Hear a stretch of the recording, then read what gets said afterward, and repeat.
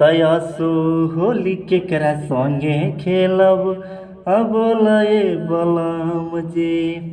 Hi hello नमस्कार, हर हर महादेव। मैं आप सभी का अपना राइटर अनुपराज आप सभी के बीच में आज बहुत प्यारा फिर से होली का मैटर लिखा हूँ।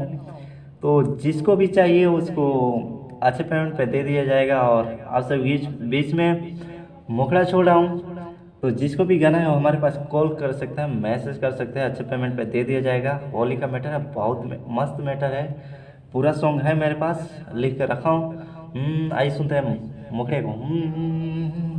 फगुनी बेयार बहल लागे ना मनवा, कहे छोड़ी चल गइल होली में सजनवा। सजन फगुनी बेयार बहल लागे न मनवा, काहे छोड़ी चल गइल होली में सजनवा।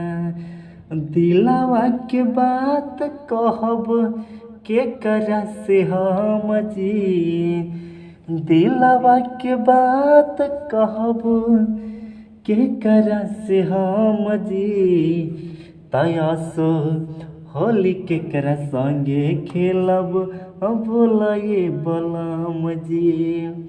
तयासो होली के करा संगे खेलब बोलाए बलम जी। तो आप सभी गाना को ज़्यादा से ज़्यादा शेयर करें।